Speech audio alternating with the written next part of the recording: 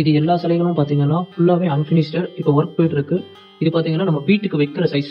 ரொம்ப மினியேச்சரில் நீங்கள் கேட்குறீங்க. கல்லில் வந்து முடிஞ்ச அளவுக்கு ஒரு 4 இன்ச்சு பண்ணலாம். அதாவது ஒரு சிலைகள் பொறுத்து இருக்கு. நம்மளால முடிஞ்ச அளவுக்கு மினியேச்சரில் எவ்வளோ டீட்டெயில் கொடுக்க முடியும் அந்த அளவுக்கு 4 இன்ச்சில் டீட்டெயிலாக ஸ்டார்டிங் சைஸ். அதுக்கேற்ற பட்ஜெட் உங்களுக்கு ரீசனபிளாக இருக்கும். நம்ம இவங்க வந்து சிலை பார்த்தீங்கன்னா சாஸ்தா சிலை. இது பார்த்தீங்கன்னா உங்களுக்கு 6 இன்ச்சு. இதோட ஒர்க் பார்த்தீங்கன்னா உங்களுக்கு தெரியும். டீட்டெயிலான கார்விங் இருக்கும். முகம் வைப்பு எல்லாமே. இது கிட்டத்தட்ட உங்களுக்கு ரங்கநாதர் சுவாமி. இவங்க பார்த்தீங்கன்னா உங்களுக்கு சிவா பார்வதி. இவர் தட்சிணாமூர்த்தி தாண்டவம். இவர் வந்து சிவ தாண்டவம். இவர் பார்த்தீங்கன்னா கிருஷ்ணா. இது வந்து விஷ்ணு துர்கை பெருமாள் சிலை உங்களுக்கு. அதுக்கு இவங்க பார்த்தீங்கன்னா 5 முகம் ஆஞ்சநேயர். இது பார்த்தீங்கன்னா ராஜாங்கரத்தில் 7 இன்ச்சு முருகர்.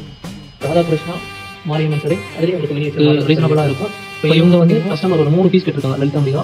இது ஸ்ட்ரக்சர் வேலைப்பாடு பாருங்க உங்களுக்கு தெரியுதா.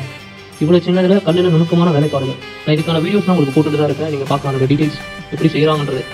இது ஒரே கல் உடையாமல் உங்களுக்கு பண்ணணும். அதுதான் விஷயம். ஒரு பின்னம் இல்லாமல் கல்ச்சரைகள் பண்ணுறது ரொம்ப கஷ்டம். ரொம்ப நுணுக்கமான வேலைகள்.